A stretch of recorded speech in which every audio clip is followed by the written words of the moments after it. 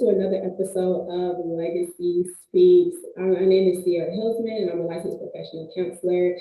And I am super excited to have this amazing conversation with my sister friend. Okay, we are part of the Change Makers. For those who are change makers, y'all better make some noise out there in the background. But I'm super excited to have this conversation with the wonderful Chanel Campbell. Her brand is Chanel Designz, and she is known as the Brandologist. And I'm super excited once again to have this conversation. So Chanel, please let the people know who you are, where you're from, a little bit about you, and yeah, let's just get this conversation going.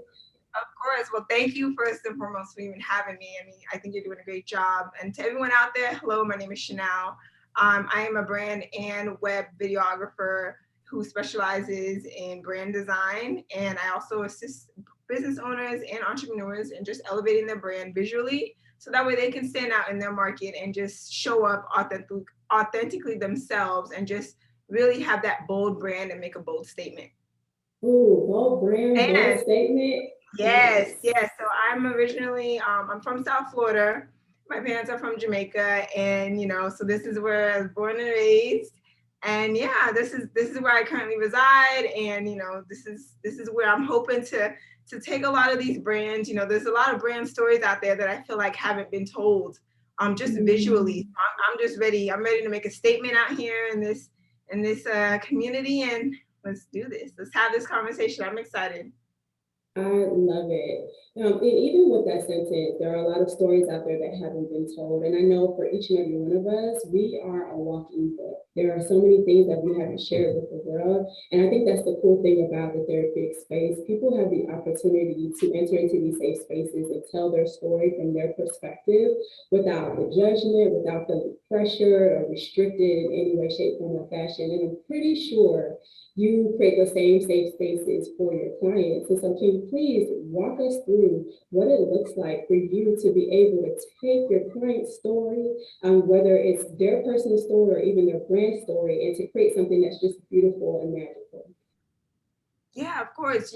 That's a good thing, because one thing with me is I always notice some people can get so uncomfortable. They don't know how to tell their story. It's almost like, how do you do it? So I kind of step into that space is, let's have a conversation. Forget about you're talking to a videographer or a designer and you have all these ideas. Let's just talk as though I've known you forever. And tell me about your brand. And I kind of just have them open up before I even go in and kind of build a whole strategy and creative process around everything, because I find that when you jump right in and you don't allow them to just come in as themselves and feel comfortable, they kind of stiffen up, and that's how people get closed off, and they're not really willing to open up as much, or they're not telling the full story. They're only giving you tidbits. And it's like, I want the full authentic story. Like, tell me from the time you were in the grits and you were struggling, because I think as entrepreneurs and business owners, people struggle. And I think so many people glorify, like, oh my gosh, this person's making 6 figures, or this person has grown this empire, but they have no idea where they've started. And I think every brand has a story. Every single brand has a starting place. No matter if you've been in business for 2 years, those 2 years, I'm sure, was a struggle. Even with myself, I'm sure even you, Sierra, we've struggled, not only just getting to where we are now, but I think in terms of mentally, like figuring out sometimes you're not going to have as much clients, or, so I think behind every brand, whether it's a clothing brand, a product, a service, there's a story. And I think just allowing them to come in and let's just have a conversation as friends. Like, I don't want to ask you any questions, just tell me about yourself. Let's just go through the backstory. It allows them to feel a little bit more comfortable. Oh, I absolutely love that, right? Because it creates this sense of openness. I know for us, especially when we're doing like intakes and whatnot, we ask specific questions, but on the flip side, we will use either closed questions that are very specific in nature, but then on the flip side, we have open-ended questions like, just please let me know what it's like being in your shoes, or what do you think contributed to your presenting concerns, or what are your pain points, or like you mentioned, those origin stories that a number of us does have a tendency of forgetting. And I feel like because of the way social media is set up, we understand that it's all a highlight reel. And sometimes it's very difficult for us to tap into those pain points that we've experienced as well. But it sounds like you take all of those things and you encourage the client to be able to say, hey, this is who I am, and I can relate to you. There's no superiority complex when it comes to speaking to or marketing to my avatar or my customer of choice. And so let's build a connection there. And I absolutely love what you do. Of course, and you know, another thing is it's an experience. I think making them feel like they're not on this journey to building their brand by themselves is so important to me. Like I really try to let them know we're in this together. It's our brand and it's not your brand, because I think the moment they feel like, oh my gosh, I have to answer all these questions, they feel the pressure. So it's allowing them to say, hey, we're in this together. Let's build this together. You better walk alongside somebody, okay? Come on. And that's amazing because I think it's the same thing in therapy, right? People get into the trenches, or what I notice, a number of my clients come when they reach their breaking point, okay? Right. When they realize that their coping mechanisms, whether maladaptive or healthy, are like at their wits' end, that's when they come to me. And so it's really cool to be able to say, hey, I'm with you in this thing, and you don't have to do it alone, especially as people of color. We have traditionally been taught to do things alone or to suck it up and let's keep it pushing. And so to be able to come forth and help your clients and say, hey, I can be of assistance, I can be of service. You may not have all the answers, and heck, I don't have all the answers either, but let's figure this thing out together. Right. I was just gonna say we're gonna come together and we're gonna figure this out together. So yes, it's such a, I mean, the similarities are just so, you don't realize, it's like, wow, there are similarities when it comes to therapy and, you know, just clients in general. Yes, love it. There was a post that you posted today, I believe, or recently, where you talked a lot about, hey, I want to make sure that I bring some level of authenticity, or I want to make sure that your audience knows or shows how authentic you are as a human being. And I thought about narrative therapy. So we have this thing in treatment, it's a treatment modality or even an intervention or therapeutic approach, whatever you want to call it. It's a way where we encourage clients to write out their whole story. And then after they look at their story, they're able to pull out specific themes, whether it's themes or patterns that are very cyclical in nature. Then they can look at their strengths, their weaknesses, things that have occurred not only in their life, but intergenerationally and whatnot. And so I want to check in with you. How do you help clients pull out specific themes in their storyline and leverage those themes? Yeah, so basically with me, what I do is I'll break it down in terms of like phases. So I'll just talk on, okay, tell me how you started. Tell me how you got this started. So as they're starting to tell me, I'll kind of say, okay, perfect. And from there, I'll break down that 1 to 3 sentences they just told me, and I'll say, okay, elaborate on this. You said, you said X, Y, and Z. You said that, during this time you found the reason why you wanted to create this brand because of this incident. And then I'll say, okay, let's start there. Now tell me a little bit, what about this incident made you, what in particular about this incident? So I'll kind of just take them slowly and then break it down, because anyone could tell me, I can tell you, this is how I would created this, but it's about breaking down the story, because at that bottom of the story, there's still a root issue as to why this was created. So it's like, okay, here's why I created it. Now let's look at that issue. What in this issue caused you to create it?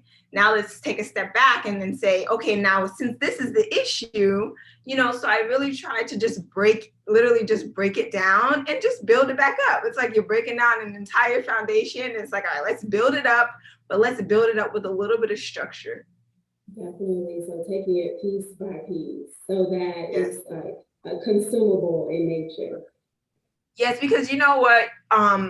When you don't take it piece by piece, what I notice is people, they can say the story, but there's still something missing. And I think it allows them to kind of really think about it, because, sometimes they don't think more in depth. They know they created this because, or someone will say, I created this because I liked it. And, you know, I really saw a vision for the future, but it's like, okay, but there's still a reason why. Let's backtrack. Let's go a little backtrack. You know, that can be pulling something up from someone's childhood, you know, so there's something deep rooted. And I think showing people, like you said, I made a post about authentically showing up. I think showing people that, you know, wow, this person is real. This is not just a business owner who's driving, who knows, a nice car, who has the nice clothes, or who's always, you know, has all the followers. This is really someone I can connect to, because you know what? At some point in that story, you're going to connect to somebody along the lines, you know? Yes, love it. Keyword, real. And I feel like, you know, traditionally in old marketing, we had to show up a certain way. And I know we had a conversation about this of like, I'm human, right? And I don't feel like showing up all the doggone time. And so how can, what are some tips or some strategies to help that person that's just like, Chanel, I want to be out there, but I really don't feel like being out there, okay? This year has been a whirlwind, hasn't it? And I'm pretty sure that you and your business have had to make a number of changes as a result of the pandemic. But I need you to get really present right now. Let's tap into the here and now in this very moment. When was the last time you truly checked in on your team? As a matter of fact, when was the last time that you truly thought about how you and your team are mentally and emotionally navigating through all of the adjustments that are taking place? But guess what? I'm here to help with that. Hi, my name is Sierra Hillsman, and I'm a licensed professional counselor and certified clinical trauma professional. I work with small businesses and corporations by helping their teams explore their presenting concerns. That way we can increase employee engagement and improve productivity overall. This can be done through in-person or online lunch and learn events, corporate workshops, and organizational seminars. Click the link below. That way you can start to learn how to truly invest in the overall mental and emotional wellness of your team. I'm glad you brought this up, Sierra, today, because someone said to me the other day, hey, you know, I reached out to you, and I had to tell them, you know, I don't answer my phones after 5. Mm-hmm. I don't respond to any texts on weekends. And the only reason is I realize you have to set boundaries, because if not, that's you're gonna it's gonna break down. Like, I've seen people show up on Instagram and they're doing good for a month, and then boom, 3 months gone, you ain't see them. I ain't trying to be like that, you know. So I think it's just really like setting your boundaries and really understanding, okay, how can I show up, be myself, and not get too overworked. And I think, you know, for me, it's about not making it feel like I have to do this. It's more, all right, let's plan ahead. Let's see what my energy can handle. And it's like, all right, I know I can go live once a week, push it 2, and then, you know, I can take clients on these days, because if not, yeah, girl, we're gonna be sitting here, one client every 3 months. But, you know, now I really learned, set the boundaries, you know, really figure out what works for you, because not everyone's energy, like I have all the energy in the world, but it doesn't have energy, you know, to necessarily take meetings every day. So now it's like Fridays and Mondays, no meetings, because I'm like, you know what, I got to enjoy my weekend. We're going into the weekend.